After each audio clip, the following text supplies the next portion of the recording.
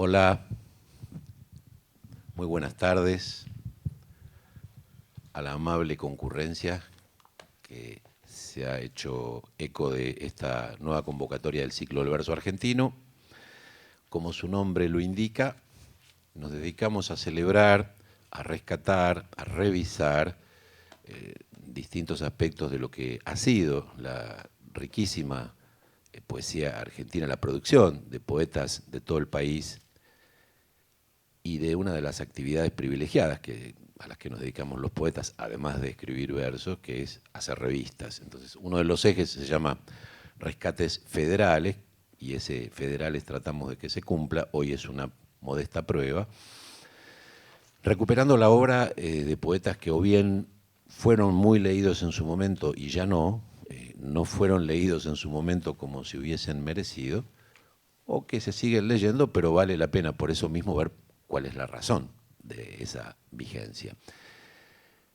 El otro eje se llama Revista de Revistas y también, como su nombre lo indica, es un intento de recuperar a través de una actualización de las grandes publicaciones vinculadas con la poesía, que la han tenido como objeto excluyente y exclusivo o como uno de sus grandes temas. Es el caso, por ejemplo, de la revista que homenajeamos hoy. Así hemos hecho homenajes a Martín Fierro, a Poesía Buenos Aires, a la revista Tarja de Jujuy. Y el tercer eje, que de todas maneras está implícito porque siempre estamos invitando a gente, a poetas e investigadores, críticos o docentes. En algún momento invitaremos también, hemos invitado a editores de poesía que también eran poetas, y invitaremos también a libreros que saben de poesía y la venden de la mejor manera posible. Pero ese tercer eje se llama Agenda de Poetas y se refiere exclusivamente a la actualidad. Este ciclo está en consonancia con otro ciclo que ya venía de antes, en la gestión de la biblioteca, que es el Coliseo de Poesía, que coordina la compañera aquí presente Roxana Artal, editora, poeta y docente. Y entre los dos se complementan, tratamos de no repetir figuritas, y de que la diversidad a la que aspiramos entre ambas iniciativas sea lo más hospitalaria posible.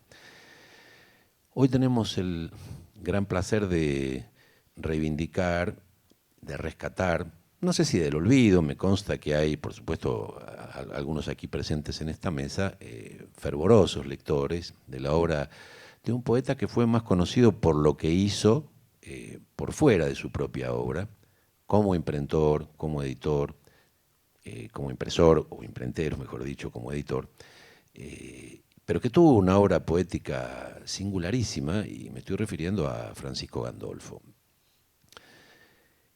Por supuesto está esa otra aventura que hizo en colaboración con su hijo Elvio, y también con el aquí presente Eduardo Dana, y con Hugo Díaz, Samuel Wolpin, Luis Sienra y Juan Carlos Martini, que en diferentes momentos formaron parte del staff histórico que dirigía la revista. Y fue una revista que duró unos considerables 8 o 9 años, del año 68 al año 76, muy intensos de la Argentina y del mundo, y de los cuales la revista se hizo eco de episodios insoslayables. Por otro lado, más una revista que se hizo en Rosario, desde Rosario, el Rosariazo, el Cordobazo, el Mayo Francés, como episodios que conmocionaron al ámbito de la vida social y de la cultura también. Francisco Gandolfo nació en Hernando, Córdoba, pero se radicó muy joven, en 1921 se radicó muy joven en Rosario, donde donde construyó una familia numerosa y prolífica en cada uno de sus integrantes. Y junto a su hijo Elvio creó esta revista, dirigió la colección de poesía del Hugo Encantado, que publicó obras del, como ya decía aquí presente, Eduardo Dana, o de poetas extranjeros como el griego Yanis Ritsos, traducido nada menos que por Juan L. Ortiz, Rafael Bielsa, entre muchos otros. La poesía de Francisco, sobre la poesía de Francisco van a hablar, sobre todo el aquí presente Osvaldo Aguirre y el propio Elvio Gandolfo, que no pudimos traerlo en persona desde su Montevideo actual, pero sí a través de un video que vamos a compartir en dos partes. Primero, después de presentar a los integrantes de la mesa y de terminar yo con estas palabras, unos 8 o 9 minutos donde Elvio cuenta un poco desde su perspectiva, desde su memoria, interpelado por la amable compañía de un amigo, poeta y narrador y docente uruguayo, Martín Palacio Gamboa, que tuvo la generosidad de acercarse a la casa de Elvio ahí en el barrio Cordón a hacerle esta entrevista. Entonces, en la primera parte él recupera la historia y el desarrollo de lo que fue la revista El Lagrimal. Esa memoria va a ser complementada por el análisis y las evocaciones de Eduardo Dana y de Roberto Retamoso, también aquí presente. Y luego vamos a pasar a centrarnos en la obra del propio Francisco. Ustedes tienen en el programita que siempre entregamos un poema de Francisco, que está en su libro El Psicópata, y dos textos breves que dan cuenta un poco de dos de los aspectos que caracterizaron a la revista, que es por un lado el rigor y la responsabilidad intelectual para hacerse cargo de los temas que iba a tratar, pero también el humor, porque lo que aparece abajo como publicidad propia es una broma lanzada hacia alguien que estaba muy cerca del staff de la revista, que aquí aparece como Jorge Barlota, que es uno de los nombres con los que ese escritor, que es tal vez mucho más conocido por ustedes, que se llamó Mario Lebrero, publicó parte de su obra, como la de su personaje Nick Carter, y bueno, esas historietas maravillosas que hacía con Lizán, como Los Profesionales, por ejemplo. Y aquí aparecen una serie de comentarios que supuestamente estarían para apoyar el lanzamiento del libro y que son absolutamente negativos, son juicios absolutamente lapidarios, salvo el de la propia madre de Jorge Barlota, la señora Nilda L. de Barlota. Con esta modesta pieza tratamos de sintetizar algunos de los aspectos, pero por supuesto va a ser mucho más importante lo que aporten primero Elvio desde el video y luego los aquí presentes, a quienes voy a presentar formalmente. A mi inmediata derecha, Osvaldo Aguirre, nacido en Colón, provincia de Buenos Aires, en 1964, es poeta, narrador, crítico y periodista. Se formó en letras en la Universidad Nacional de Rosario. Desde hace años se desempeña como investigador, crítico especializado, creador de antologías. Una de sus vertientes más conspicuas es la de su trabajo muy importante de investigador y cronista en torno a la literatura y la crónica policial. Ha publicado libros de poesía como Las Vueltas del Camino en el 92, El General en el año 2000, Ningún Nombre en el 2005, libros de crónicas como Los Pasos de la Memoria en el 96, La Chicago Argentina, que obviamente se refiere a la ciudad de Rosario, 2006, investigaciones periodísticas como Historias de la Mafia en la Argentina, 2000, libros de relatos como Rock and Roll y novelas como Estrella del Norte, salida en el 98. Ha preparado, como decía, diversas antologías, colabora habitualmente en el sitio de literatura en internet Bazar Americano y en diversos medios gráficos. Eduardo Dana nació en Rosario en 1947, es abogado, poeta, ensayista, traductor, dramaturgo, narrador y docente, y todas estas cualidades o condiciones no son meramente burocráticas o anecdóticas. En todas esas áreas ha desarrollado una tarea realmente importante. Muy precozmente, entre el 65 y el 66, dirigió una revista literaria llamada Parábolas, y eso evidentemente lo preparó o lo catapultó para que 2 años después pasara a integrar el staff histórico, como decíamos, de Lagrimal Trifurca, entre el año 68 de su creación hasta que dejó de salir en el 76. Se ha desempeñado como docente de teatro. En un momento esta actividad no formaba parte de la currícula de la Escuela Superior de Comercio de Rosario, fue una novedad en su momento, y también en su condición de abogado, profesor de Derecho en esa misma institución. Ha sido colaborador habitual de la revista Poesía de Rosario, del diario La Capital también de esa ciudad. Publicó, entre otros, los libros de poesía Carne de la Flaca en el 78, La Máquina del Tiempo en el 92, Atardecer del Día Sexto en el 2012. Tiene muchos más títulos que han sido reunidos en un volumen que se titula El Mundo Verdadero y se publicó en 2020. Entre varios poetas que ha traducido de otras lenguas podemos mencionar a Yeats y a Manuel Bandeira. Y es autor, además de obras teatrales como Morante, un espejo para la Revolución, que se estrenó en 1984, de la novela La jueza muerta, que tuvo gran repercusión en el momento de su aparición en el 2001. Y no voy a mencionar los ensayos porque son muchos, que en general tienen como foco de atención la literatura producida en su ciudad natal. Roberto Retamoso, también rosarino, han visto que hemos sido ecuánimos, no quisimos ponernos en ser porteños a explicarles al mundo lo que fue una revista hecha en Rosario. En el mismo año que Eduardo Dana, en el 47, es a quien me une una amistad desde hace ya muchos años y un respeto y una admiración que por supuesto también tengo por Osvaldo y por Eduardo, pero hemos tenido la posibilidad de intercambiar figuritas más de una vez. Yo tuve el honor de presentar un par de sus libros que voy a mencionar ahora. Es profesor y doctor en letras por la Universidad Nacional de Rosario. Allí fue profesor de análisis del texto y análisis y crítica 1 desde 1986 hasta que se jubiló en 2017. Publicó libros vinculados con su especialidad como La dimensión de lo poético en el 95, La sujeción imposible y otros escritos del 96, Figuras cercanas en el 2000, Oliverio Girondo, El devenir de su poesía en 2005, Apuntes de literatura argentina en 2008, De un glosar redundante en el 2019, el libro que tuve el placer de presentar junto a Liliana Ger, de los libros de poemas Preguntar del Hijo en 2007, La Primavera Camporista y otros poemas en 2008 y El 17 en 2017.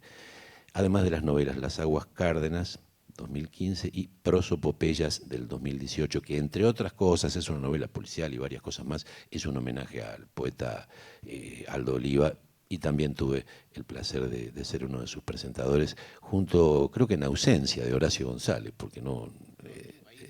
¿Estuvo Horacio? Sí, sí.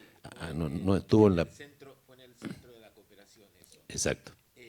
Cuando no estuvo, porque no podía estar físicamente, fue... Lo del glosar redundante claro, en Caburé, efectivamente.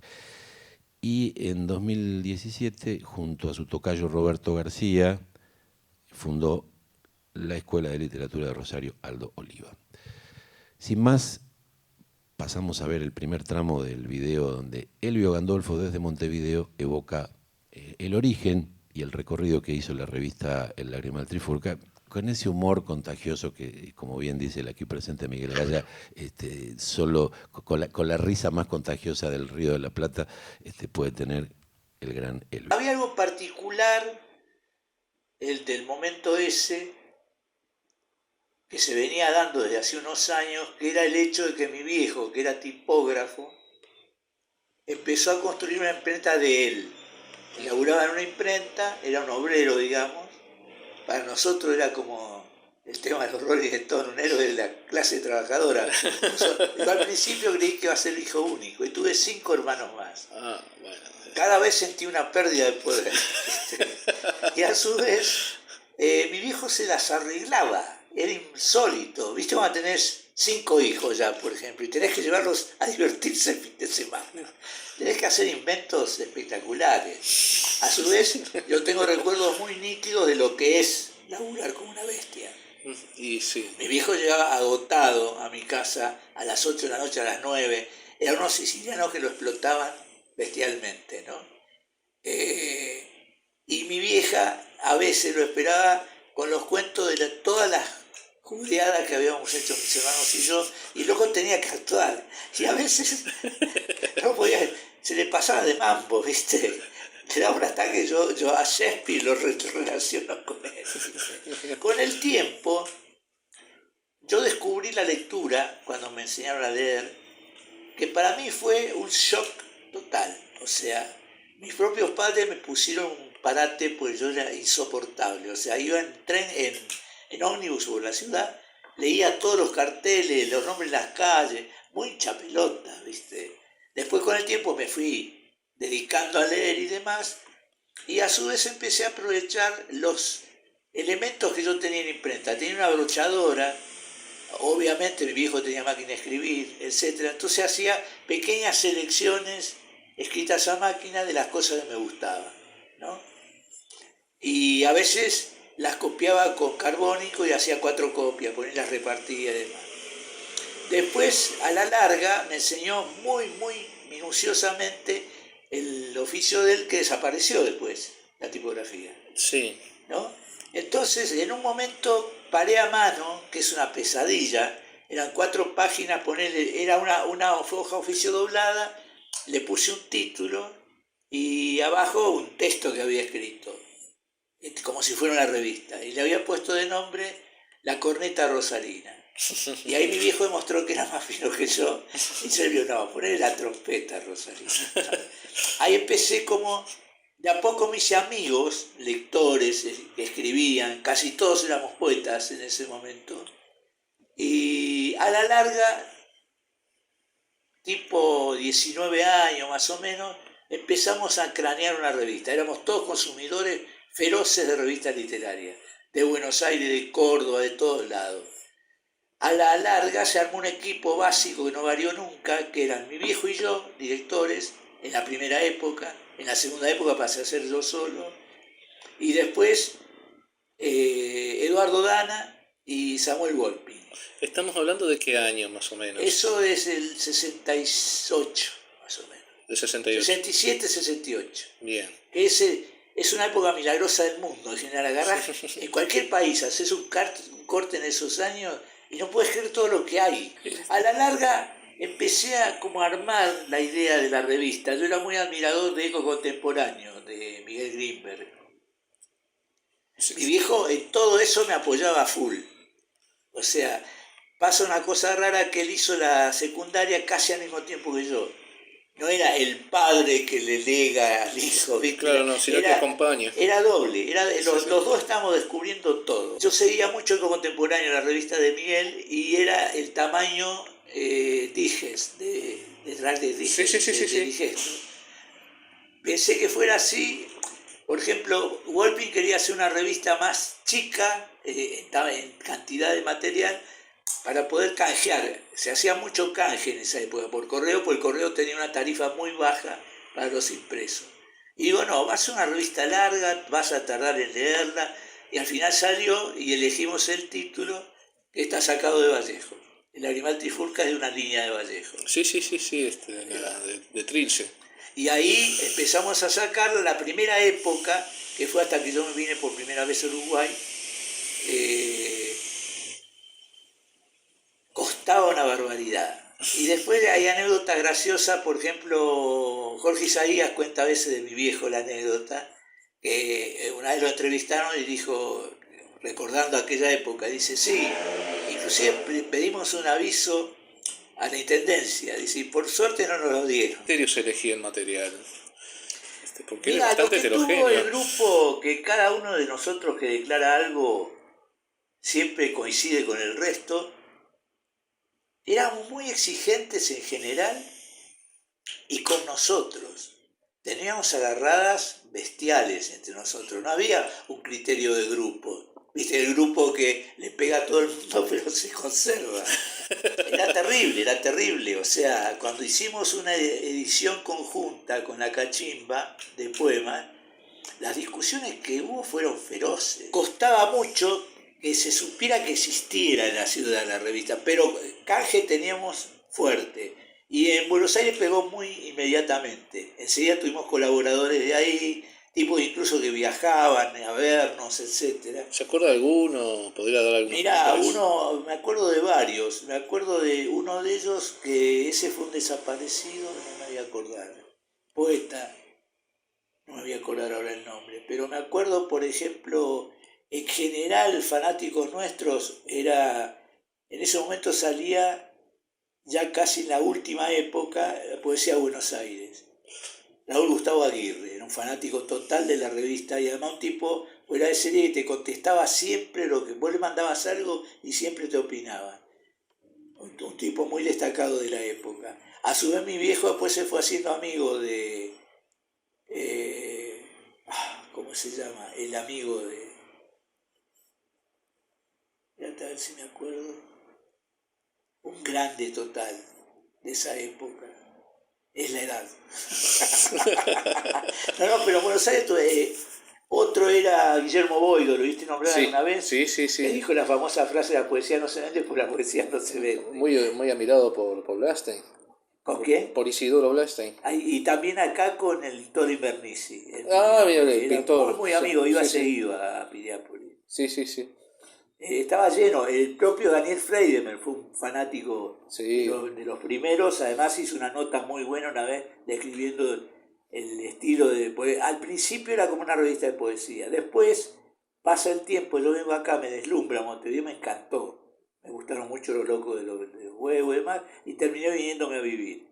Y acá me casé y me volví, y en esa época salió la segunda parte de la revista. Es casi... Hay un tomo, ¿ves? Mira, allá aquellos 3 tomitos que hay, uno gordo es el de la primera época, y los dos siguientes, ¿Dónde? hay de plástico, se ve rojo y 2 colores, negro y azul, creo, al lado de uno azul grueso. Estamos hablando. Mira, ahí.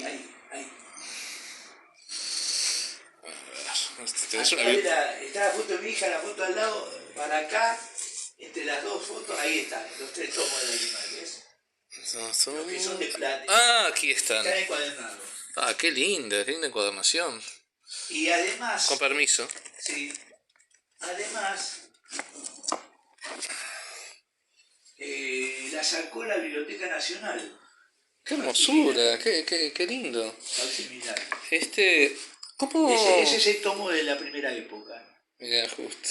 Concurso Casa de las Américas, Sí. las bases, canje recibido, sí, la notificación de lo que estuvimos viendo. Mira, Samuel Volpin, justo, porque estuvimos hablando de él. Carclolo. Y las otras dos ya era una revista mucho más general. Sí. Había ensayo, había... ya estaba firmada, digamos. Sí. Teníamos seguidores en todos lados. Con permiso. Y ahí salieron cosas bastante influyentes, digamos, con el tiempo, ¿no? Esos son desde el 9 al 14. Sí, del 12. El especial 12, que es gordo, es el que tiene el bloque de los huevos de plata. Qué hermosura, qué lindo material. Sí. ¿Cómo...? Bueno, un poco explicaste cómo se imprimía, cómo se pagaba, cómo era la... Era complicadísimo. O sea, nos salvaba la contratapa de una empresa de arquitectura muy buena que construía edificios en Rosario, se llamaba Bauen. Sí. Y uno de los arquitectos estaba casado con una mina que escribía. A lo mejor lo viste nombrar, que ahora vive hace mucho tiempo en España. Y Cristina Grisolía. Sí, las correcciones o notas al pie, que tu propia memoria, Eduardo, cuando quieras. Hablar de la revista. Con aquel micrófono, Sí. por favor. Acercarlo sobre todo para que quede grabado con buen sonido en el Bueno, creo que yo me plegué fanáticamente al proyecto porque una revista como esa era una necesidad. En ese tiempo aparecían muchas revistas literarias de grupo. O sea, la revista consistía en que había, supongamos, 5 integrantes y se publicaban todos. Todos los números publicaban en la revista los 5 integrantes, en forma de poemas, ensayos, relatos, etcétera, etcétera. Y no era muy atractivo. Además estábamos en la época del compromiso sartreano y todos los números hacían declaraciones tan claras, categóricas y estériles contra la invasión a Santo Domingo, contra la guerra de Vietnam, contra una serie de cosas, que por supuesto estaba muy lejos de hacer temblar al gobierno de Estados Unidos, ¿no? Las revistas sacaban 50 ejemplares, 100 ejemplares, una cosa así por el estilo. A mí me parecía, yo tendría 19 años, todo eso me parecía una pérdida de tiempo. Ya había tenido una experiencia, esa que vos mencionaste, cuando era un adolescente, habíamos terminado peleando todos, y el esquema del Lagrimal me pareció muy adecuado, porque estaba claro de que los Gandolfos sostenían el proyecto de una manera muy especial, ya que se imprimía ahí, pagaban el papel, pagaban con su mano de obra el trabajo, que como dijo Elvio, no era moco de pavo, porque los poemas se paraban tipo por tipo, ¿no? Algo que los poetas cuando escribían en aquel momento no pensaban lo que le iba a costar al tipógrafo. Se agradecían los haikus. Claro, claro. Yo me acuerdo que eso motivó algo que me dijo Elvio, que a mí, que venía muy de la clase media, con un padre profesional y que yo nunca se me había ocurrido, y que me dijo, si yo armo una página y la armo mal, la levanto y se cae todo. Y nadie, ni mi mamá, puede decir que está bien armada. Pero si yo escribo un poema, yo lo levanto y no se cae el poema, y a mi mamá le gusta, a mis amigos también, a mi novia, y no es tan fácil saber si el poema es bueno o es malo, porque no se cae materialmente. Esa es la diferencia. Esa es la manera que tenía un obrero gráfico de ver la producción literaria, y creo que eso tuvo una gran importancia a la larga en nuestra concepción de las cosas. No era el problema de la guerra de Vietnam, era la forma en que había que concebir el trabajo. ¿Me entienden? Esta es la cuestión. Bueno, y también ocurrió de que varias revistas estaban extinguiéndose. Fue la época en que Tiempo Contemporáneo, de Lieberman creo que era, no me acuerdo ahora, que era una buena revista, pero dejó de aparecer. ¿Eco Contemporáneo no era? No, Eco Contemporáneo siguió, pero Eco Contemporáneo era muy especial, Miguel Greenberg, pero Eco Contemporáneo era muy especial porque no tenía estas características que recién mencioné, sino que era onda hippie, paz, amor y todo eso. Después Greenberg fue el primer historiador del rock argentino. Sí, cómo vino la mano. Sí. Cómo vino la mano, exactamente. Él estaba en otra onda. Era un tipo muy creativo, era un tipo que suscitaba muchas ideas, conversar con él, y sigue, por lo menos hasta hace unos años seguía, no sé si falleció, pero tenía 80 y pico de años y seguía luchando, uno de esos tipos indispensables, como diría Brecht, porque luchan toda la vida. Bueno, pero ese no era una revista con esa característica, pero Tiempos Modernos sí, y El Escarabajo de Oro también se interrumpió, después volvería a salir como El Ornitorrinco, pero tuvo una interrupción. Francisco iba a llevar la revista, suponete, donde la de Janover, ¿no? Que estaba frente a la antigua Facultad de Filosofía, la del edificio gótico, eso yo creo que es ingeniería ahora. Sí, sigue estando ahí la librería todavía. Ajá, bueno, y le decía melancólicamente, y dice, están ustedes y está Sur, dice, Sur siempre está. Así lamentando, ¿no? O sea que llenamos un poco un vacío también en Buenos Aires. Eso fue una casualidad, por supuesto. No matamos a ninguno, ni nada por el estilo. Se dio, a veces se dan, como dice el mismo Elvio, el 68 fue un año muy particular, no solamente en París, sino en todo el mundo. Explotó una cultura subterránea que fue la base de la revista, porque nuestra estética, como digo, no era de orden PC tradicional, como diría Viñas, sino que venía un poco de los hippies, de la onda, pero que en el 69 se politizó completamente. Esa es otra característica. Si no hubiera ocurrido el Rosariazo, posiblemente todos hubiéramos dedicado a la LSD o alguna cosa así, pero floreció toda esa lucha y nos metió a todo adentro, porque la característica del Rosariazo y lo que siguió es que no era de militantes partidarios, era de todos. Todo el mundo estaba ahí. Bastaba con que sus ideas fueran antidictatoriales, antiautoritarias, para ir a tirar macetas, adoquines, etcétera. Y eso también fue muy importante para nosotros porque no nos obligó, como pasaba en otras revistas, a a tener una línea política, a echar a los que no la tenían. Entonces fue una cosa muy amplia. Yo, por ejemplo, era peronista, mientras que los Gandolfo no. Los Gandolfo, Francisco venía de una vaga formación anarquista, socialista en su pueblo. Él tiene poemas donde escribe con mucha ironía. Nadie ha sufrido como yo por culpa del socialismo, decía. Y el poema en realidad no era por el socialismo, sino por los socialistas de su pueblo, de las recriminaciones. Y él trabajaba todo ese material con mucho sentido del humor y mucha distancia, ¿no? Y Elvio no, su politización no lo llevó a una cosa partidaria, pero de todas maneras yo tampoco era un tipo negado ni sectario, y sobre todo con respecto a los textos, no andábamos preguntando de qué partido era cada uno, sino que lo juzgábamos por el texto, ¿no? Por el texto fundamentalmente, por cómo funcionaba el texto. Francisco tuvo una experiencia del peronismo diferente de la nuestra.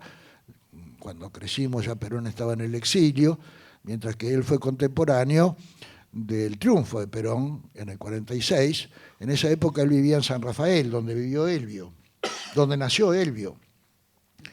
Francisco se había ido a trabajar allí porque le gustó el paisaje, pero no había trabajo. Después se tuvo que venir a Rosario porque en San Rafael no había para su profesión, para su oficio, trabajo. Y Francisco buscaba a lo largo de su vida, por supuesto, como todo escritor, tener interlocutores que lo ayudaran a avanzar, que le permitieran discutir. En San Rafael estaba Bufano, Ariel Bufano, no sé si lo recuerdan. Fue un poeta muy conocido por la década del 40. Creo que tiene un poema que fue muy serio en su momento, se llamaba Los 50 granaderos o algo por el estilo, que es una imitación descarada del poema de Tennyson, de la carga de la caballería ligera. No sé si recuerdan ese poema, muy patriótico, qué sé yo. Bueno, hay una canción sobre el poema, me parece. ¿Cuál? ¿El de Tennyson o el de Bufano? El de Bufano, me parece que le pusieron música, sí, una música tipo tonada, porque es muy cuyano todo eso. Y era ferozmente antiperonista. Y Francisco me contaba que al día siguiente, el lunes, después de las elecciones de febrero del 46, en que gana Perón, Bufano estaba en el bar de costumbre, tomando un café, como tantos poetas lo hacemos, y se acerca a Francisco, y Bufano levanta la cara y le dice: váyase, Gandolfo, váyase, no me hable. Estaba furioso. Bueno, y Francisco buscó durante mucho tiempo, otra posibilidad fue la del poeta santafesino Vázquez Rossi, que era mucho más joven que él, y que era un poeta de la generación anterior, en realidad. Un poeta de la onda de lo que yo llamo demiúrgico, donde el poeta aparecía como un creador de realidad, realmente una cosa que los poetas de Lagrimal después nunca hicimos. Porque la realidad para nosotros era un soporte fuerte, ¿no? Ni loco se nos hubiera ocurrido crearla. Crear el rosariazo, figurate, ridículo. La realidad era otra cosa para nosotros. Pero Vázquez Rossi sí, y estamos hablando antes, estamos hablando del año 67, y Francisco muy humildemente le llevó sus poemas, que todavía eran muy modernistas, abundaban en idilios de agua y palabras así, y Vázquez Rossi, como me dijo después, yo un boludo que me creía Rimbaud, no sé lo que me creía, me dijo Jorge a mí, le bajé la caña, aquello. Y Francisco, como buen operario, lejos de ofenderse, incorporó las críticas y retomó eso para su propia poesía, encontró ese humor muy cordobés, por otra parte, con la ayuda de Elvio, porque vivían juntos, pues trabajaban juntos en la imprenta. Entonces, evidentemente, Francisco le leía los poemas, Elvio se los criticaba. O sea que tenía permanentemente un crítico al lado, mientras iban trabajando, ¿no? Metiendo tarjetita de visita, imprimiendo automáticamente, como yo le he visto hacer a Elvio ponía un libro de literatura, ¿no? Y ponía y leía, y daba vuelta a las páginas, y ponía la tarjeta y la imprimía. Como dijo él en el reportaje, era un enfermo de lectura, como lo era yo, como lo era Hugo también, como lo era Sami. Eduardo, una pregunta. Sí. No quiero interrumpir tu Sí, no, explicación, pero y corto. Pues, no es para que dejes de hablar, al contrario. Vos empezaste a publicar poesía antes de la experiencia del Lagrimal, y creo que vos mismo, hoy a la distancia, sos consciente de que la experiencia del trabajo con el grupo de la revista modificó también tu propia poesía. Claro. ¿En qué medida? Me gustaría que hablaras un poco de eso. Claro. Bueno, yo empecé a escribir más o menos a los 14 años, unos sonetos horribles, pero como todo el mundo tenía muy poca información. Recién 1 o 2 años después empecé a leer poetas de lenguaje contemporáneo. La colección Los Poetas que había hecho Aldo Pellegrini me llegó. Ahí descubrí a Rimbaud, descubrí a Pessoa, a Ungaretti, a Rapaun. Bueno, esos son los que me fueron cambiando y más. Pero tenía todavía muchísimo para aprender. Pero cuando tendría 18 años, al final de la secundaria, en un rapto de inspiración, escribí una serie de poemas que constituyeron mi primer libro, que se llamaba Muy, muy que digamos, en una onda que después tuvo que ver con el Lagrimal. Yo creo que ese libro favoreció nuestro entendimiento con Elvio.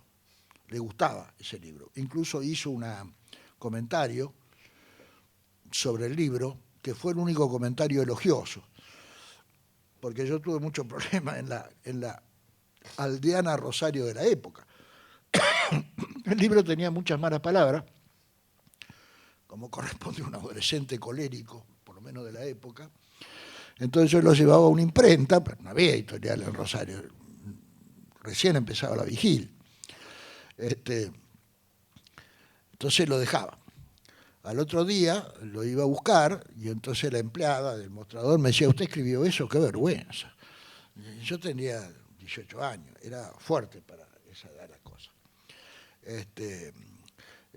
Había un cura que hablaba en el final de los programas, que era el cura Cafarena, que escribía poemas también, García Cafarena, ¿no? Que lo anatematizó, como si fuera una obra de Copérnico, de Galileo, ¿no? Pero a Elvio le gustó, es decir, fue un pacto, creo que nunca se deshizo esa posibilidad. Pero como no sabía por qué había escrito en ese estilo, volví a unos poemas así muy boludos, la verdad, es decir, dándome aires de poeta maldito y todo ese tipo de cosas. Mi malditismo consistía en tomar una copita de ginebra en lugar de café en el Savoy. Me se ríen porque saben lo que era el Savoy. Bueno, maldito las pelotas. Entonces era todo muy falso. Y yo en el Lagrimal conseguí regresar o entender el porqué de esos poemas. Primero, bueno, esa actitud del humor, lo del humor no era una cosa banal. El humor era muy corrosivo, destructivo tipo adolescente, aunque ya no éramos tan adolescentes, y aparecía uno de nosotros con los poemas y mucho peor que te digan que son malos, se te cagan de risa y todavía peor, se reían a carcajadas. Una crítica feroz, pero claro, el viejo Gandolfo, mirar la escuela que había tenido con Vázquez Rossi, que le había dicho de todo, y consideraba válido aplicar el mismo criterio a los demás. Y ninguno protestaba, porque todos nos dábamos cuenta que eso ayudaba a avanzar. Para que te elogien está tu mamá, tus amigos, bueno, y así Hugo Díaz salió de escribir unos poemas bastante flojos y que yo a convertirse en un gran poeta precisamente porque por esas críticas. El humor era muy usado. Y con Jorge Isaías y otra gente sacaba una revista que se llamaba La Cachimba, también usábamos un humor sumamente despiadado, ¿no? había un poeta llamado Guillermo Colucci, le decíamos Rainer María Colucci, lo escribíamos, lo poníamos. Era todo muy bonachón, pero, viste, tenía su cosa, ¿no? A mí me bajaban la caña muchísimo, yo me defendía. Eso es lo que alude Elvio cuando dice que las discusiones eran feroces, y no solo de política, cosa que no extrañaría que fueran feroces, sino también de estética. Las estéticas chocaban, pero así íbamos armando nuestra visión de las cosas. Hasta que yo una vez, ya más grande, en el intervalo de las dos etapas del Lagrimal, empecé a escribir como a mí me gustaba y dije, bueno, esta es la onda, esta es la cosa, y eso generó los libros que después publiqué con el Lagrimal. Aventuras con usted, que fue mi segundo libro, y La carne de la flaca, y varios más, ¿no? Si vos tuvieras que hacer una evaluación desde la perspectiva que te dan los años, el presente actual, Eduardo, ¿cuál te parece que fue el aporte o los aportes, no solo para ustedes que la hacían, sino para la cultura de estos pagos de la revista? Sí, no es fácil la pregunta porque los que aportan son los que no saben lo que aportan. Pero bueno, el Lagrimal inauguró un estilo, por primera vez apareció una corriente que no aparece en Buenos Aires sino en Rosario, que yo la estudié, la sistematicé de alguna manera, pero bueno, no ha cajado mucho en la crítica, quizás por este aspecto, ¿no?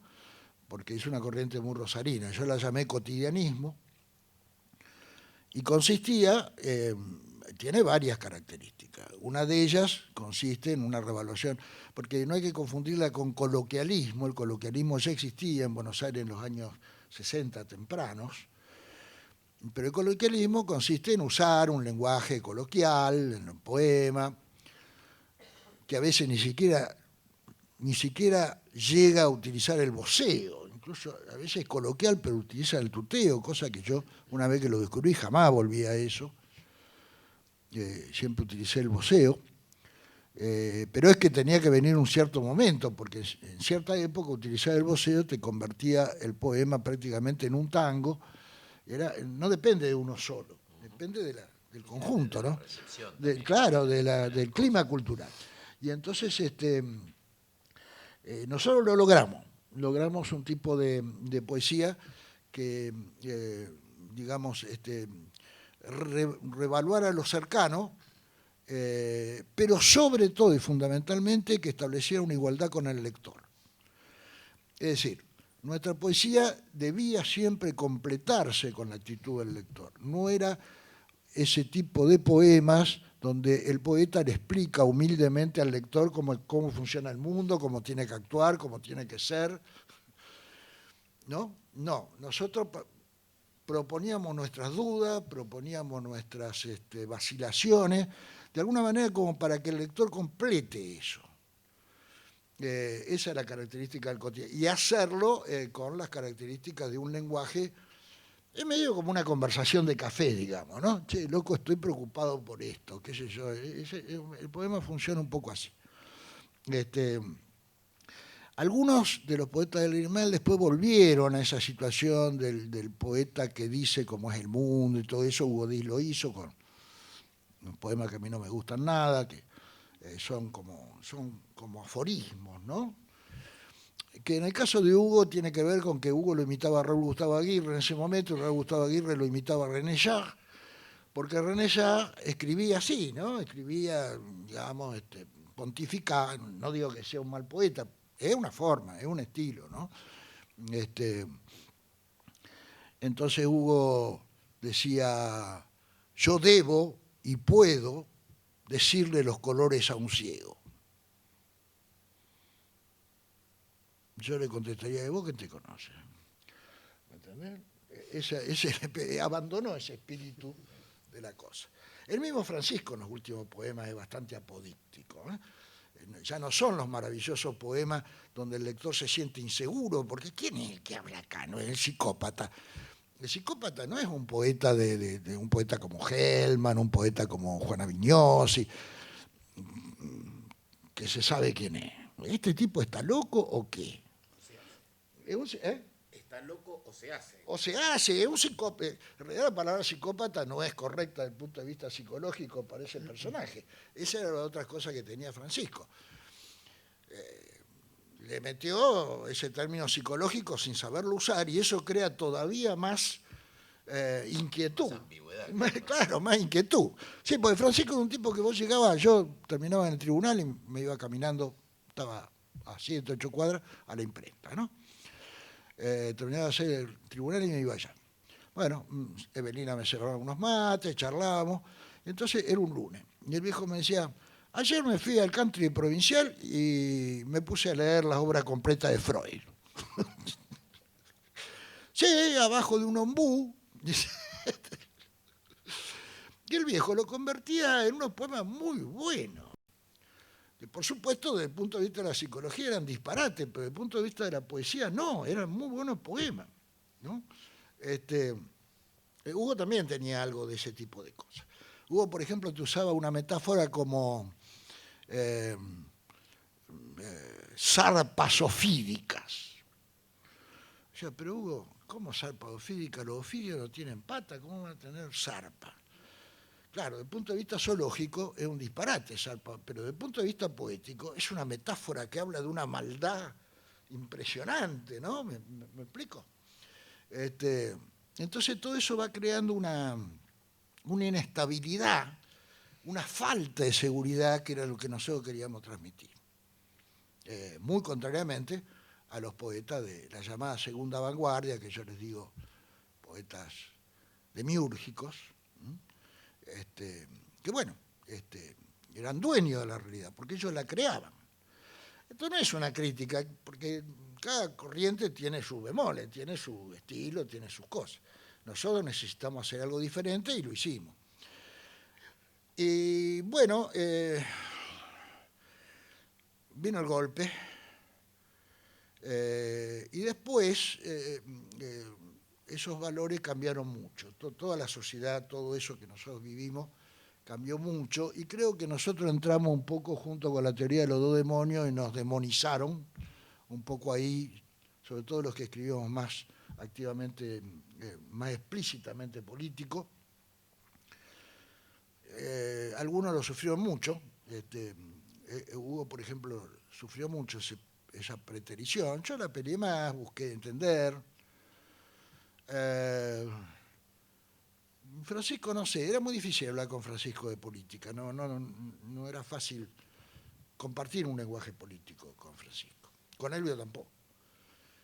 Pero con Elvio lo intentábamos los dos, discutíamos una barbaridad, pero lo intentábamos. Pero Francisco, no sé, se escapaba por la tangente, había cosas que él las veía de otra manera, en eso era de otra generación. Así que no sé cómo lo vivió. El Lagrimal no fue perseguido durante el proceso, pero algunos de sus poetas sí. Zafamos bastante de pedo, ¿no?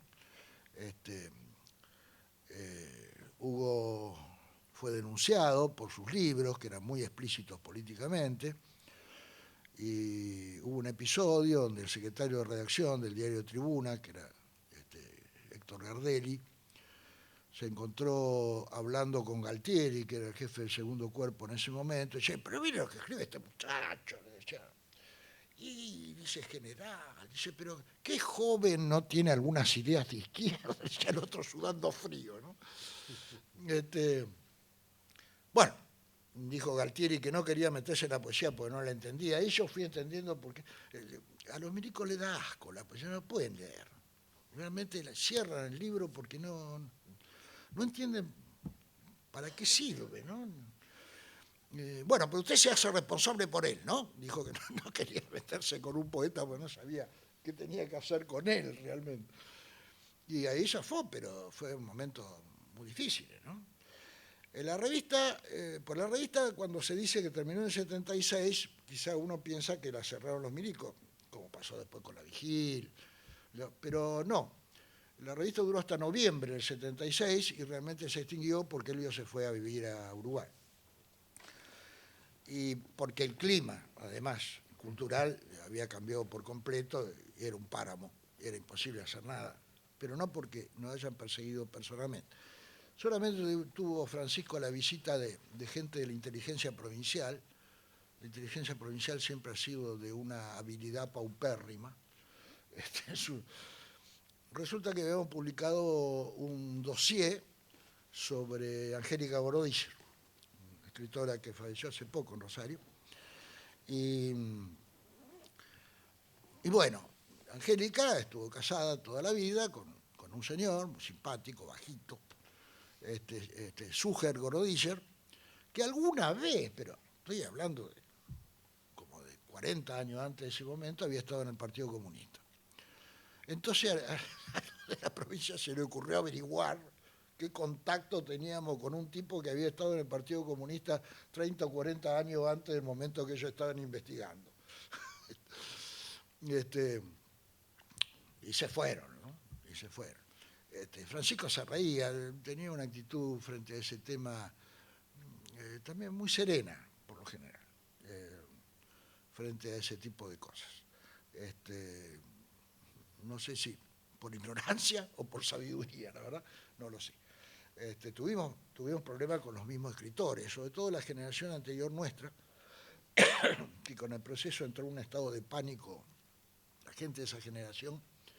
Nosotros le decíamos, pero no se van a ocupar de nosotros, somos demasiado insignificantes. Pero no, estaban, por ejemplo, Riestra, habíamos hecho un dossier sobre Riestra que se tuvo que suprimir, porque Riestra consideró que corría peligro. Pero Jorge, usted no ha escrito nada que sea realmente peligroso para el sistema. No sé si le gustó que yo le dijera eso, pero la verdad que, más allá de ser un gran escritor, no era un Rodolfo Walsh, ni mucho menos. Pero bueno, lo tuvimos que sacar. Eso les costó a los Gandolfo una pelea con Jorge Riestra. Bueno, y así hubo varios problemas con la gente, sobre todo grande. Nosotros teníamos una visión, me parece, más realista. Sabíamos que éramos por completo insignificantes y que estaban ocupados en otras cosas en esa época, ¿no? Aunque después sí, cuando terminaron la tarea sucia, más o menos en el 80, yo caí en la última barrida del salón, me echaron de la escuela, donde yo daba teatro, que como se sabe es una escuela de subversión, y demás. Pero nada más que eso. Bueno, Eduardo, muchísimas gracias. Perdón la longitud de... No, por favor. No acabaría más hablando de esto. No, por eso, no por falta de interés, sino por respeto a los demás participantes. Le quería pasar la palabra a Roberto para que nos diga, desde su lugar de contemporáneo perfecto de la revista y al mismo tiempo testigo privilegiado, cómo la veía en aquella época y cómo la ve hoy. Sí, ¿qué tal? Buenas tardes. Bueno, ¿esto anda? Bueno, no sé. ¿Funciona? Bueno, sí, en aquella época yo era un lector de la revista, además de amigo de prácticamente todos los que integraban el staff. Y era un lector, por supuesto, muy entusiasta. Pero es interesante lo que planteas, Guillermo, acerca de cómo se podría ver hoy o cómo se puede ver hoy la revista, ¿no? Después de 40 años o más. Porque seguramente esto es un lugar común, ¿no? Pero uno puede decir, bueno, la distancia que establece el tiempo permite, lógicamente, una visión más amplia. Y en ese sentido yo creo que el Lagrimal Trifurca fue una cosa extraordinaria, ¿no? Una experiencia extraordinaria en muchísimos sentidos. Eduardo decía, y es verdad, por supuesto, además, si lo dice Eduardo, es así, que no fue una revista, digamos, partidaria, ni que pretendiese difundir una determinada línea política. Pero a esto yo le agregaría algo como para situar las cuestiones en su justo término. No fue una revista partidaria, no fue una revista que quisiera transmitir una determinada línea política, la que fuese, pero tampoco fue una revista de esas que pueden definirse como una especie de torre de marfil, por usar también otra frase hecha. Que hay muchas, ¿no es cierto? Las hubo, las hay y las habrá. Revistas que tienen una especie de consagración absoluta a la poesía,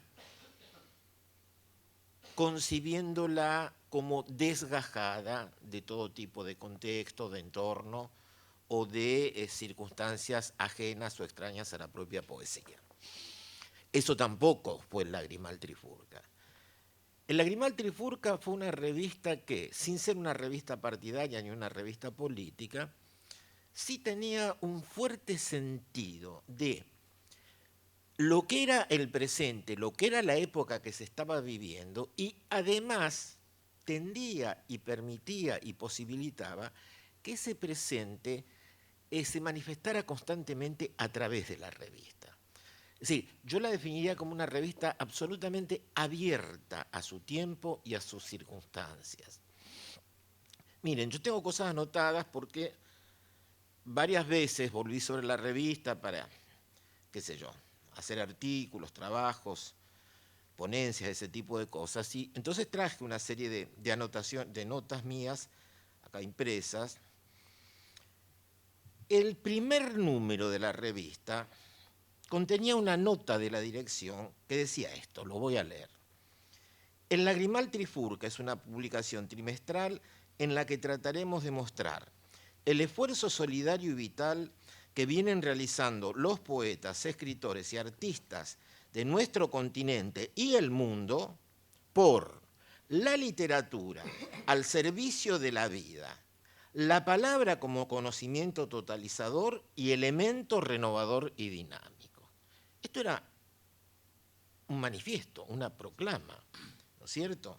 Me parece que acá se reconoce bastante la mano de Elvio, ¿no? En esta. No, la hizo Francisco. Ah, la hizo Francisco. Bueno, mira vos, la escribió Francisco. Y después, en 1969, el número 5 del Lagrimal Trifurca se abría con esta línea, esta dedicatoria. Dedicamos este número a los obreros y estudiantes que lucharon en nuestro país durante el mes de mayo. Bueno, por eso digo, ¿no? No era una revista partidaria ni política, pero no era una revista cerrada a lo político ni a las experiencias de la época. Y creo que en ese sentido el Lagrimal era como una especie de radar que buscaba permanentemente las corrientes no solo más representativas de la época, sino incluso las más renovadoras, Por eso comenzó siendo una revista de poesía, pero ya en la segunda etapa empezó a incorporar otros espacios. Aparecían relatos, aparecían ensayos, aparecían críticas, había una sección de críticas. Aparecía el cine también. Aparecía el cine, aparecían los medios de comunicación, había dibujos, la revista incorporó dibujos a la manera de ilustraciones. Y por supuesto bibliográficas donde ahí se revelaba el oído atento a lo que decía el espíritu de la época, ¿no? En este sentido, yo también he pensado más de una vez que el Lagrimal Trifurca se caracterizaba por una especie de, yo lo llamaría así, democracia literaria. ¿Qué quiero decir con democracia? Una revista donde entraban todos, desde los más consagrados, prestigiosos y reconocidos, hasta los más nuevos, incipientes y desconocidos poetas y escritores. Miren, para ponerle nombre a todo esto, a lo largo de todos los números de la revista, del año 68 al año 76, aparecen poetas como Neruda, Sendrás, de Moraes, Aguirre, Juan L. Ortiz, Lamborghini, acompañados por poetas locales como Carlos Piccioni, Trevisan, Felipe Aldana, Frutero, poetas vietnamitas prácticamente ignotos, poetas negros estadounidenses, relatos de narradores consagrados como Onetti, Gombrowicz, Conti, o a un paso de serlo como Juan Carlos Martini, Angélica Gorodischer, junto con narradores noveles para aquella época como González, Cabezas, un chileno, etc. Y en la sección reportajes, uno se encuentra con entrevistas o con reportajes hechos a, por ejemplo, M.S. Ser, a Fernando Solanas e incluso a Víctor Shklovsky. Víctor Shklovsky, que ahora en cualquier carrera de letras de las universidades argentinas, claro, pero bueno, pero digo, ahí había como una percepción, ¿no? Porque, por supuesto que ahora en cualquier carrera de letras, Víctor Shklovsky es un autor conocido, reconocido, etcétera, que formó parte de ese movimiento al que se le llamó el formalismo ruso, pero eso se supo mucho después, no cuando aparece este reportaje. Acá hay casi una cosa visionaria, ¿no? Entonces digo, y esto era el espíritu de la revista, y esto era la percepción que tenía la revista de su propio presente, y esto era también la captación que tenía la revista de las cosas que estaban ocurriendo. Siempre en el marco de, digamos, de un espíritu ciertamente punzón, ciertamente irónico, irreverente, ¿no? En los números 3, 4 y 5 se publicó un ensayo, un largo artículo de Elvio, sobre la novela nueva en la Argentina, muy a tono con lo que se hacía en la época. No sé, vos te acordarás que eras más chico que nosotros, pero la nueva novela latinoamericana que publicó, creo que fue Laforgue, ¿no es cierto? Jorge Laforgue. Sí. Allá a fines de los años 60, bueno, que era en PAI 2, eran dos volúmenes que tenían la pretensión de hacer un relevamiento, hacer una puesta a punto de las tendencias más importantes de la novela latinoamericana de aquella época. Y bueno, y Elvio se mete con esas cosas, ¿no? Se mete con esas cosas, pero además con una irreverencia absoluta. Yo había notado cosas como esta, ¿no? Fíjense, esto que yo decía de cómo pensar la literatura en relación con su medio, con sus circunstancias. Ahí Elvio decía que los cambios técnicos o inmanentes en la forma narrativa siempre se corresponden con nuevos estadios del desenvolvimiento histórico. ¿Sí? Los cambios literarios tienen que ver con cambios a nivel histórico. Y por eso hay una enorme distancia que separa lo que Elvio llama la forma nueva insustancial de la sustancia estética trabajada novedosamente. Y por eso, en esas antinomias que él planteaba allá, puede llegar a desechar a Marechal y a reivindicar a Roberto Ar, de la misma manera que reivindica a Macedonio Fernández y le da un lugar mucho menos importante a Bioy Casares. Le costó la pelea al viejo Gandolfo con Filloy. Bueno. Que lo dejó de hablar. Lo dejó de hablar. Por lo que escribió Elvio claro. Entonces, pero quiero decir esto, ¿no? Ese era un poco el espíritu de la revista. Y Eduardo lo recordaba recién, porque supongo que después Osvaldo nos va a hablar también de este otro asunto, de este otro aspecto. El tema del humor, no solamente en la obra de Francisco, que es algo muy, muy relevante, sino también en lo que era la revista El Lagrimal, ¿no? El humor, como decía Eduardo, como instrumento, como herramienta, que podía lograr efectos mucho más devastadores que a lo mejor que la crítica directa o puramente denotativa, ¿no? El Lagrimal tenía eso, ¿no? Esa capacidad de burlarse, de reírse y sobre todo de desacralizar lo que la cultura establecida siempre tiende a establecer en el lugar de lo sagrado.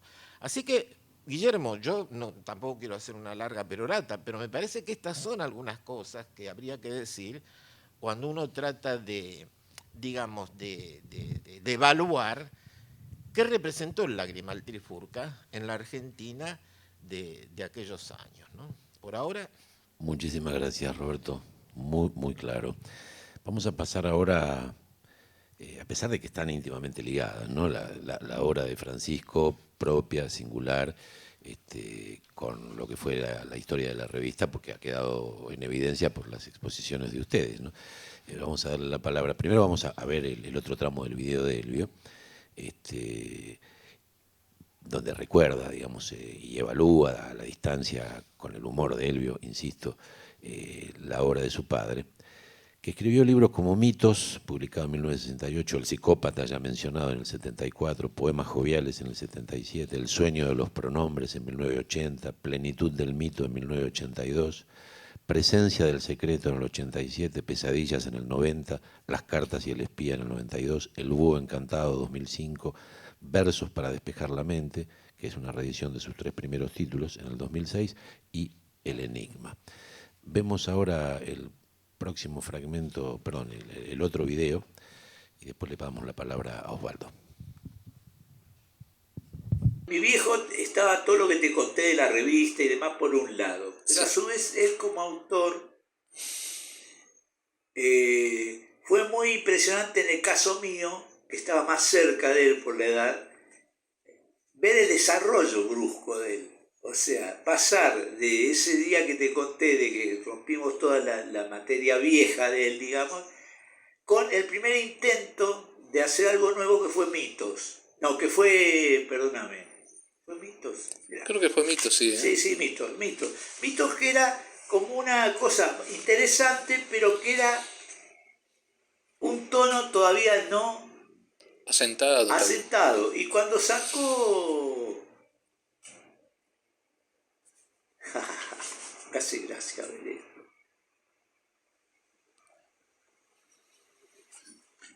El libro siguiente fue El psicópata. Qué lindo nombre. Subtítulo, Versos para despejar la mente. O sea, el subtítulo es la explicación exacta de lo que te parte la cabeza cuando no lo conoces a mi viejo.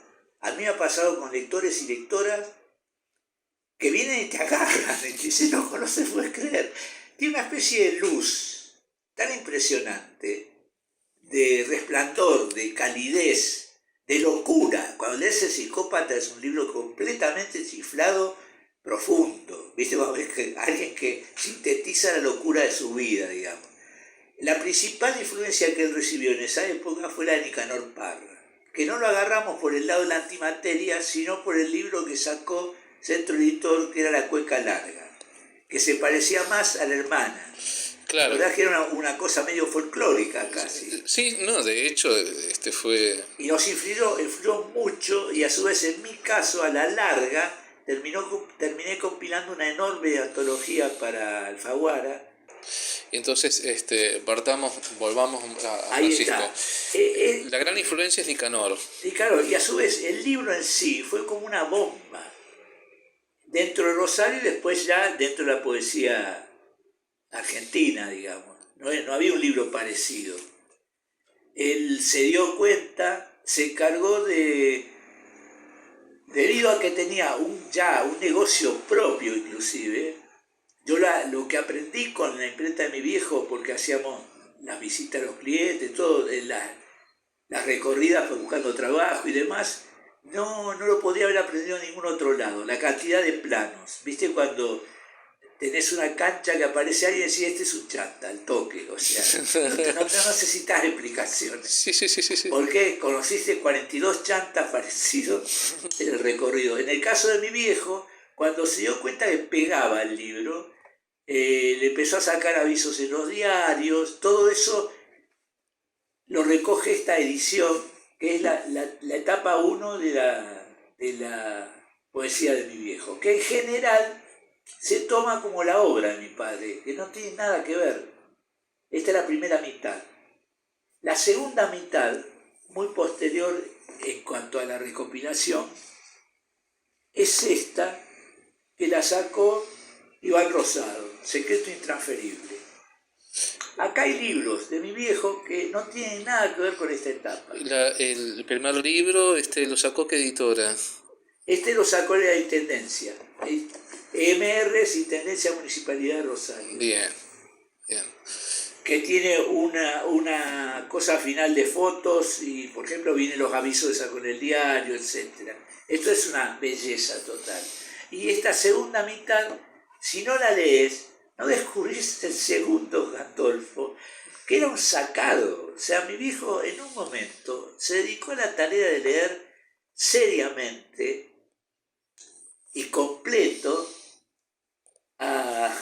se me cruza otro alemán, el famoso, el de los nazis, digamos, hay que le acusaban de ser filósofo de los Heidegger. Heidegger. Sí. ¿Qué es lo de Heidegger? El ser y el tiempo. Ay, Yo hice un intento, ni siquiera la página 20. Pero paradójicamente, Heidegger tiene un libro que se llama La poesía, que te vuela la cabeza. sí, las charlas sobre Hodder. Pero digo una cosa corta y bestial, ¿no? Y mi vieja, que no lo decía irónicamente, en esa época, a veces estaba con insomnio y le pedía que le leyera un pedazo y quedaba. Lo contaba, no con mala onda, ¿viste? Ese libro de mi viejo es impresionante. Y después tiene un libro que está como aparte. En este hay muy buen prólogo de Osvaldo Aguirre, describiendo la segunda parte, Sí. que es Una nueva etapa. Este es el Broly, ¿no? Incluye también un libro muy chiquito, tanto que lo podrías haber abrochado en vez de pegado, que es Presencia del Secreto, que es como un libro religioso casi. Es impresionante el nivel de densidad y genialidad de tocar algo fuera. No tiene una voz personal, mi viejo, ahí es como que habla del secreto. Y no es fácil hablar del secreto, ¿viste? Es como dejar que el secreto hable, ¿no? Con una cita de Novalis, donde no hay dioses, reinan los fantasmas. Esa, que era una de las citas preferidas de Heidegger. Ahí va. Eso. Y el primer cosito de 3 líneas dice: sabemos que los dioses no existen, pero viven en el hombre para transmitir el secreto. Al hombre que no lo vive un dios, lo recorre un fantasma. Es hermosísimo. Todo el libro está escrito así. Lo terminás y quedás ahito, ¿viste? ¿Qué hijo de puta? 40, 50 páginas. O sea, yo le pido a cualquiera que diga a mi viejo que no se pierda esta parte, que es bestial. Posteriormente a esto, salió un libro ya en el estilo del primero, modificado por el tiempo, en Interzona, El búho encantado. Y finalmente, en la misma, Iván Rosado, antes de sacar sacaron este inédito póstumo, Verso de un jubilado. Esa es la obra completa de mi viejo. La poesía de tu padre comparte, digamos, como constelación de referencias o de influencias, digamos, a personajes muy dispares, ¿no? De pasar a Nicanor Parra a Heidegger, realmente hay allí una suerte de Heidegger siempre me llamó, digamos, lo que tiene mi viejo, que por eso me pareció bien el nombre que le habían puesto, en principio, el secreto intransferible, no, digo, pone secreto intransferible, porque mi viejo estaba lleno de secretos intransferibles. Que lo intransferible puede ser como un poder tuyo por un lado, pero por otro lado como una tranca también, que no lo puedes transferir. Sí. Hay cosas, mi padre por ejemplo tenía una tensión muy intensa, feroz, entre el amor y la muerte, ¿no? Y él, lo único que le pude hacer decir una vez lo sentía así a partir de la muerte de una hermana mayor. Muy joven, se embarazó, tuvo al niño salió bien, y digo que se murió, ¿viste? Y para él fue un shock impresionante, duradero. O sea, esto estaba contando cuando yo ya tenía 25 años y él era grande, digamos. Ahora hace poco salió tu trabajo, tu poesía. Exacto. Y que me lo voy a comprar. Te digo dónde está seguro. En Escaramuza. En la librería Escaramuza lo he visto. Seguro, ahí está seguro. Y también pues le pregunté por la duda. El de acá no lo tenía, Minerva no lo tenía. Lo tiene la librería Montevideo. Sí. Ahí, que es muy macanudo, Juan. Está la librería que tenía 2. Librería Montevideo está, si mal no me equivoco, creo que está en Lotremont también. Pero a lo que iba era justamente, si ¿vos podías establecer algún vínculo o algún diálogo de tu poesía con la poesía de tu padre? Eso es muy particular porque la poesía creo que es el manejo más personal que hace uno del lenguaje, ¿no? En mi experiencia es eso. A su vez, donde un caso raro es Borges, por ejemplo. Borges en general se tiende a despreciar la poesía de él. A mí me parece maravillosa, por un lado, ¿no? Y segundo, lo que hacía Borges, que no lo hizo casi nadie, en prosa hacía cosas de poeta. Y sí, O sea, bailaba en una baldosa, ¿viste? Esas cosas que vos decís, qué sé yo, una nota sobre Poe, de introducción de un libro, corta, 2 carillas, ponele. Y resulta así la biografía del loco, dice, tuvo una vida breve y desdichada, si es que la desdicha puede ser breve. Y vos decís, bien, aprendés a chupar, ¿viste? Tenés que tener cuidado de hacer así, pero no copiarle. Arrancar algo poniendo en la unánime noche, ¿viste? Tira cascote directamente. Yo tengo un solo cuento borgiano, adrede, digamos, ¿no? Me até la mano para no poner unánime, ¿viste? insomne, fatigado. No, digamos, de hecho lo que podría haber de contacto es la influencia en los dos de Parra, pero a cada uno le fluyó de una manera distinta. Ahora, donde coincidíamos 1000% era en Vallejo. Hola, hola. ¿Qué tal? Buenas tardes. Bueno, yo fui amigo de Francisco Gandolfo en el último periodo de su vida, los últimos 15 años, lo traté frecuentemente. Y después, a partir de su muerte, trabajé mucho con su archivo. Francisco conformó a lo largo de su vida un archivo notable, integrado centralmente por la correspondencia que mantuvo con muchos escritores, ¿no? Hay una correspondencia con Lebrero que está publicada. Sí. Sí, bueno, yo hice una edición de esa correspondencia que se publicó por Ediciones en Danza y después hice otra edición en particular de la correspondencia con Lebrero, que fue su corresponsal más frecuente. Y, digamos, son cartas que van desde los años 40, cuando él empieza a intentar relacionarse con otros escritores, hasta el 2001. Además de la correspondencia, mantuvo correspondencia muy frecuente, con Edgar Bailey, Alfredo Beirabé, Raúl Gustavo Aguirre, Ricardo Celarrayán, etcétera, etcétera. Irene Grus, Daniel Freidenberg, Guillermo Boido y muchos otros, ¿no? Y además de la correspondencia hay mucho recorte de reseñas, de comentarios sobre la revista, de comentarios sobre libros publicados por la editorial, El Lagrimal Trifurca, manuscritos propios y ajenos. Está, por ejemplo, el original de la traducción de Yanis Ritsos de Juan L. Ortiz, entre muchas otras cosas, ¿no? Y digamos, entre otras historias, ahí en ese material está muy documentado, por ejemplo, los orígenes del Lagrimal Trifurca, ¿no? O sea, también los primeros pasos que van dando. El proyecto de publicar la revista ya estaba en el año 66. Elvio tenía que hacer el servicio militar, eso así como que lo puso en suspenso en un momento, pero sale sorteado con número bajo, entonces ahí ahí eso acelera, digamos, el proyecto, y en el año 68, cuando sale el primer número, se publica también el primer libro de Francisco, Mitos. En uno de los videos, Elvio, que está un poquito cortado, Elvio se refiere a un episodio que él cuenta también en el cuento Filial. Filial es un cuento sobre la relación, digamos, con Francisco, en tanto, digamos, la relación en la imprenta, donde trabajaban juntos, la imprenta de la familia. Y lo que cuenta ahí Elvio es que en un momento convence a Francisco de destruir toda la poesía que tenía escrita. De esa destrucción después sale ese primer libro, Mitos. Hay una... En la charla sí. tuvimos que cortar Sí, puede sí. ser largo. Él cuenta la escena, Ah, Elvio, claro, claro. que dice que llega y lo ve al padre rompiendo Sí. cosas y le dice, mirá, lee esto, por ejemplo, y lee un verso totalmente vaporino y Elvio le dice, ¿puedo romper yo también?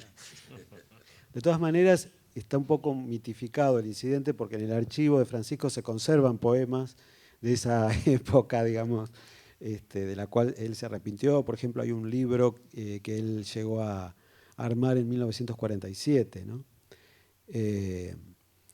Y en una de las cartas que le envía al Lebrero, donde le pide un texto para una plaqueta que va a publicar de Rubén Seblever, ¿no? Hace como una presentación, le da una referencia al Lebrero de Seblever y le dice, llega sin apuro, como buen poeta. Y esa frase, esta idea del que llega sin apuro, ¿no? Como buen poeta, parece que también define en buena medida la propia experiencia de Francisco, ¿no?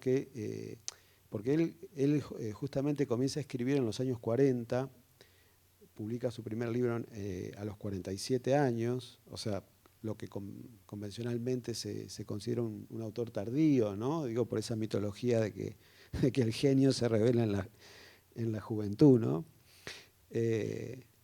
Y frecuentemente se refería a que había pasado 20 años escribiendo en el anonimato, ¿no? En un momento está lo que contó Eduardo respecto de ese contacto con Jorge Vázquez Rossi, que era un escritor de Santa Fe. En el año 65 él se presenta a un concurso de poesía en Rosario y obtiene una mención. Y eso de alguna forma es como un pequeño hito, ¿no? En su historia personal. Él lo ve como un primer reconocimiento después de tanto tiempo, con un libro que también terminó destruyendo, obtiene esa mención. Pero de alguna forma ahí ese reconocimiento y también la relación con Elvio impulsan también la idea de publicar la revista, ¿no? Elvio también había tenido una experiencia previa en otra revista, lo que él cuenta respecto de en el primer video de esa revista La Trompeta Rosarina, se puede ver como un primer intento que está, digamos, ese ejemplar de La Trompeta está también en el archivo de Francisco. Y van, en el 68, como digo, se publica el primer número y ahí hay digamos, a partir de la revista se van formando distintas redes de relaciones, ¿no? Una muy fuerte y que se da desde el principio es la relación con Montevideo. Justamente uno de los primeros corresponsales del Lagrimal Trifurca fue Clemente Padín, poeta montevideano que editaba la revista Los Huevos del Plata. En el número 2 del Lagrimal Elvio publica la primera reseña sobre un libro de Mario Lebrero, ¿no? La primera reseña, digamos, en el mundo. Y además se hace un dossier sobre los Huevos del Plata, o sea, publican a Lebrero, Cristina Peri Rossi, Jaime Poniatchik, que también fue, digamos, un interlocutor muy importante para los Gandolfo. En Montevideo también estaba Marcial Souto, que también, digamos, participaba de este grupo, ¿no? Alrededor de Lebrero. No sabía que Marcial había vivido. Sí. Había vivido acá siempre. No. Vivió. En España. Marcial vivió a principios de los 70, vivió en Montevideo, y Samuel Wolping también había vivido en Montevideo y había trabajado con Lebrero en la librería en una librería de Montevideo, que no sé si no era la librería de la madre de Lebrero, ¿no? Esa estaba en Piriápolis, sí. Bueno, pero Wolping estaba ahí en esa librería. En el año 69 Lebrero hace una visita a Rosario, está 3 meses en la casa de los Gandolfo, publica también en el Lagrimal. Bueno, ese es como un primer círculo digamos, de referencia, ¿no? Lo que tiene que ver con Montevideo. Y como digo, paralelamente Francisco va desarrollando su obra su obra como poeta y como editor, que digamos corre paralelamente a la edición de la revista con la propia editorial Lagrimal Trifurca y con las ediciones de plaquetas, de una colección de plaquetas que primero se llamó Lagrimal Trifurca y después El Búho Encantado. Esas plaquetas, eso fue una cosa propia de Francisco que siguió hasta el año 91. Una nota que quería hacer para el primer video de Elvio es que él en un momento habla de un poeta desaparecido como uno de los amigos, ¿no?, de la casa. Sí, sí, o sea, se refiere a Thilo Benner, que Thilo Benner era poeta, también imprentero y editor de un diario, del diario El Actual, en Escobar. Fue secuestrado el mismo día del golpe militar, del 24 de marzo del 76. Poemas de Thilo Benner se publicaron en el último número del Lagrimal Trifurca, los había enviado antes, ¿no? Pero o sea, cuando se publicaron, Thilo Benner estaba desaparecido. La esposa, Eliana Naón, incluso fue a Rosario para ver si sabía algo, porque no tenía, digamos, ninguna pista, ¿no?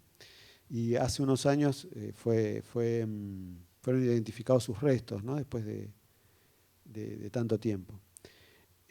Bueno, Thilo Benner, digamos, había una afinidad particular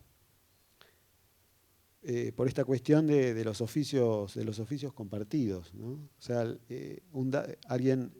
acá el que lo entrevista a Elvio le pregunta cómo se sostenía el Lagrimal y bueno, un poco que el cuartel de operaciones era la propia imprenta, ¿no?, que facilitaba un poco la logística de la imprenta familiar de los Gandolfo. Otra circunstancia para tener presente es, Elvio también se refiere a que Francisco trabajaba como una bestia, ¿no? O sea, la imprenta de la familia, que es la imprenta de la familia Gandolfo, comenzó a funcionar en 1964. Y la cuestión del tiempo dedicado al trabajo en Francisco era muy recurrente, ¿no? La cuestión de que trabajaba todo el día, además estaba con la casa hipotecada, en un momento le secuestran una máquina impresora por una estafa de la que es víctima. Sobre eso hay una plaqueta también, o sea, poemas, digamos, la plaqueta del secuestro. Ah, bien, bueno. En una carta Francisco habla de que tiene los huesos envenenados por la fatiga, ¿no? O sea, y entonces esto también como para comprender un poco o para referenciar la relación que tenía, ahí está la relación con Elvio, o sea, como que Francisco le delegaba a Elvio un poco las responsabilidades de la dirección de la revista, aunque los dos compartían, ¿no?, nominalmente la dirección. Bueno, esta cuestión del... Por eso también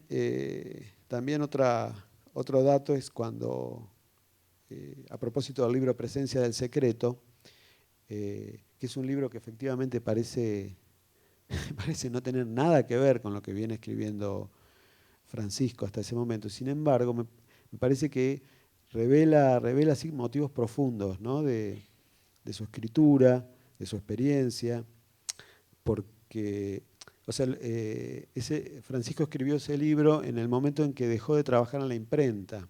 O sea, en el año 83 él se jubiló, dejó la imprenta en manos de dos de sus hijos y incluso se mudó porque la casa estaba en el mismo domicilio de la imprenta, ¿no? Y él escribe en ese momento escribe ese libro. Y es como, él lo decía, como que había llegado a lo que había deseado toda su vida, que era, él decía, escribí todos mis libros de noche, o sea, quiero escribir un libro de día. Y bueno, entonces, ese libro además, la cuestión del secreto, hay y acá también tienen que ver las lecturas de Heidegger, porque él en un momento, en uno de sus libros, pone un epígrafe de Heidegger, que dice, la frase es más larga, pero termina diciendo, el ser se revela retirándose. ¿no? O sea, como que la idea del secreto, digamos, preexiste, ¿no? Preexiste a la escritura del libro. Bueno, Elvio lo dice ahí, ¿no? Hablando de la cuestión del secreto intransferible como algo en realidad muy definitorio del padre. Claro, claro, sí, sí. Claro, y la poesía de alguna forma fue un secreto para Francisco durante gran parte de su vida. O sea, digamos, fue un autodidacta, o sea, terminó la secundaria de adulto, y tuvo también como una relación particular dentro de lo que sería el ambiente poético, en el sentido, por ahí podemos recordar lo que él decía, ¿no? Llega sin apuro, o sea, que no es algo excepcional de él, porque si uno ve otros poetas, por ejemplo, también pasó, no sé, le pasó también a Roberto Rasquela o a Ricardo Celarrayán, o sea, el sentido de no ser,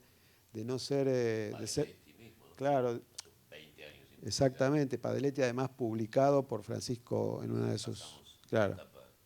Quiero decir, o sea, poetas que no formaron parte o que no aparecieron con su generación en el momento, sino que aparecieron después, tardíamente, ¿no? Entre comillas, con poetas más jóvenes, ¿no? En el caso de Francisco con los poetas de la revista. Pero me parece que también esa ubicación un poco excéntrica, de alguna forma se proyecta también en los retornos, ¿no? en la vigencia del propio Francisco, en el modo en que ha seguido presente desde su muerte hasta hoy. O sea, en vida, Francisco intentó, digamos, quería que un editor lo publicara. Él se autopublicó siempre, ¿no? con la imprenta. Hizo muchos intentos, cuenta, ¿no? Algunos libros que fueron rechazados por hasta 6 editores, o en un momento concibió así un proyecto muy loco de, como El psicópata era su libro más exitoso, porque efectivamente se vendió ese libro, pasarlo a prosa, ¿no? O sea, pasarlo a prosa con, con la fantasía de tener así algún tipo de éxito. Bueno, fue desalentado, o sea, Lebrero y otros lectores así que tenía de confianza lo desalentaron para que siguiera con eso, ¿no? Pero, bueno, paradójicamente, después, póstumamente, encontró, digamos, su obra encontró esos editores, ¿no? O sea, hasta la Interzona, la Editorial Municipal de Rosario, Iván Rosado, Ediciones en Danza, publicaron esos libros, ¿no? Bueno, ahí estamos. Bueno, les agradezco mucho a los tres la generosidad en el caso de Roberto y Eduardo, además de haberse venido especialmente de Rosario aquí. A este rosarino lo tenemos radicado acá, pero vas y venís, ¿no? Sí, sí. Me imagino. Yo no sé si tiene algún texto de... Yo tengo un poema que es el que está publicado en el suelto que les hemos entregado. Me gustaría que cerráramos el encuentro leyendo por lo menos 1 o 2 textos de...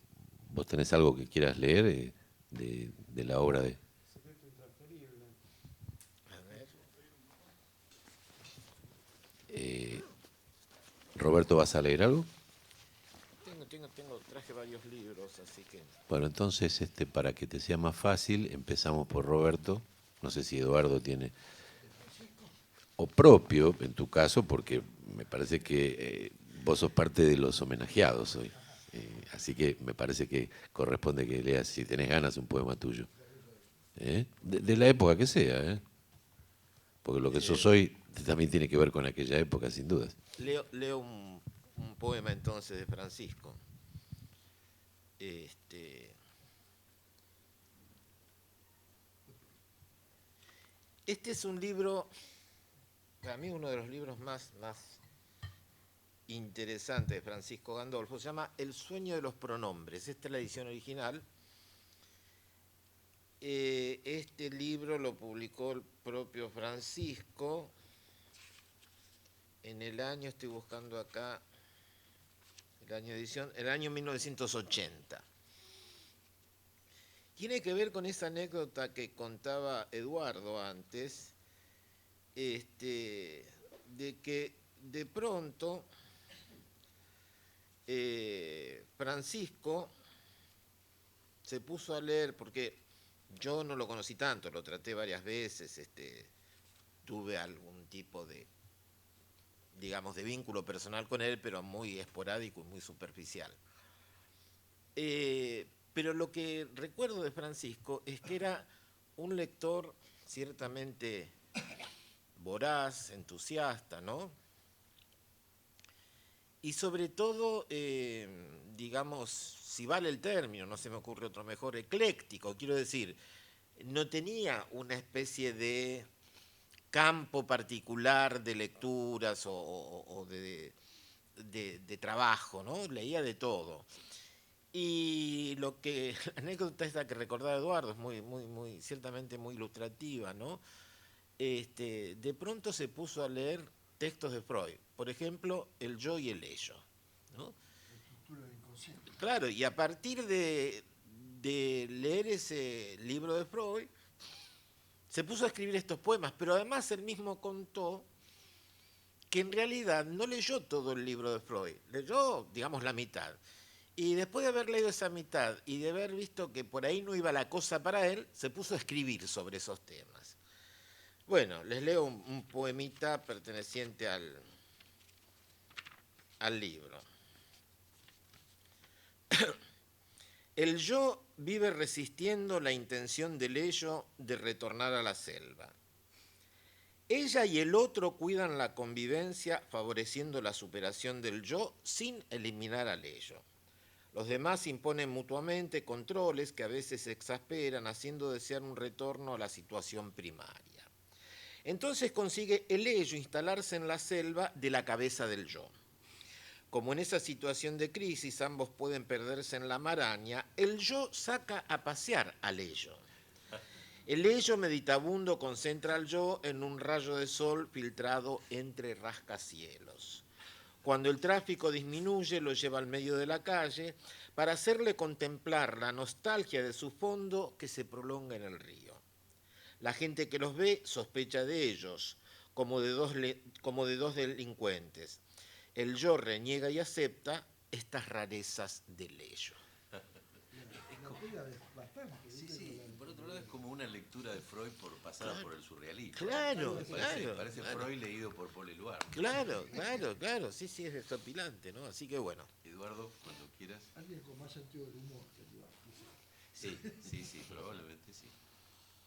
Bueno. Yo creo que por otro lado, Rosario, el Río de la Plata, podríamos decir, ¿no? Es una de las grandes capitales de la ironía. Sí, A claro. mí me parece que no en cualquier lugar del mundo. Sí, porque le falta seguridad cultural. Y Claro, cuando no te falta seguridad cultural, recurrís a la parodia. Pasa en México también. Es lo que hizo Negro contra la Rosa. Claro. Inodoro Pereira era una parodia de las letras folclóricas. Inodoro hablaba como los textos de Tejada Gómez. Sí, ese sol neurálgico y guitarras, esas cosas que inventaban. Claro, exacto.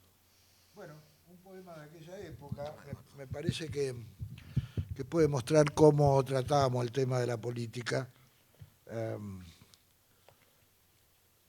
Un texto mío. El título está en interrogativo, el título de un famoso bolero. Me gusta porque seguimos en la línea de los pronombres, porque tu libro se llama Aventuras con usted. Con usted, sí, claro. Bueno, lo que yo decía, muy dialógico toda la poesía de todos nosotros. Muy. Bueno, sombras nada más. Lautaro recibió a Allende con una sonrisa de sabérselas todas. ¿Otra vez los Huincas, Chicho?, le dijo. Y Allende lo miró y su cansancio empezó a borrarse. Nunca creí, le dijo, que existiera la eternidad. Sin duda hay muchas cosas que se me pasaron por alto. Tenía, dijo Lautaro, que pasarlas por alto. Tome asiento. Esto no es la eternidad. Es el corazón de Chile y usted está ahora en él conmigo. Precioso poema, Este le gustaba mucho a Raúl Gustavo Aguirre. Por eso lo elegí. Bueno, yo leo un poema de Presencia del Secreto, que son poemas en prosa, ¿no? 4. El secreto se mantiene con la palabra a través de los cuerpos, sin la intervención de estos. La intervención de los cuerpos elimina el secreto y queda la materia, que no sostiene ningún secreto.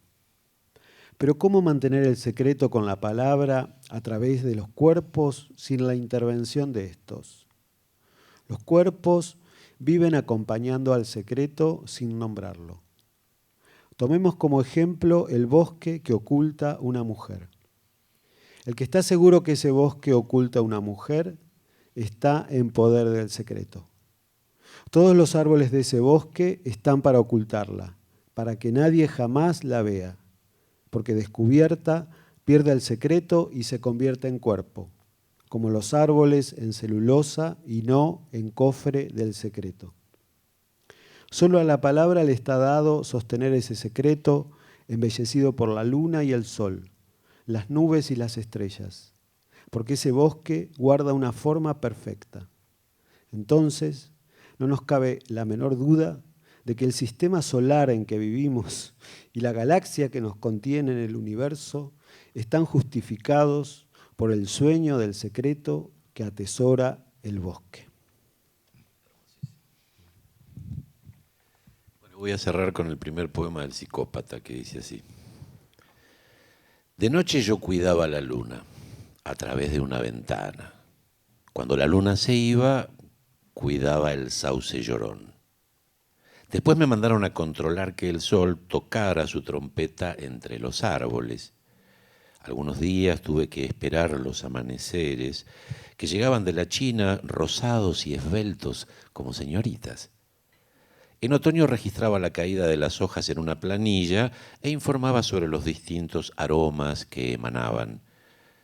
También tenía la misión de avisar a mis compañeros cuando pasaban chicas por la ruta. Entonces nuestros ojos se llenaban de luz y una desolada angustia nos traspasaba el corazón. Una noche de invierno tuve a mi cargo la distribución de la caída de la nieve. Me dieron los muchachos necesarios para que me ayudaran a ordenar en prisma sus cristales. El hospicio amaneció brillante de nieve multicolor. A causa de esto se adelantó la primavera. Mi mente se despejó y me dejaron salir. Volví a ver a mis parientes y estuve con la novia de mis sueños. Esto me colmó de entusiasmo y compuse una ópera pastoral que se estrenó en un bosque. Al darme de alta a los médicos, un doctor enseñó mis fantasías en el salón de actos.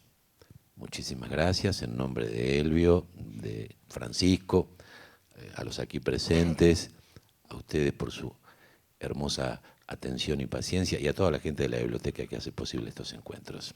Muchas gracias.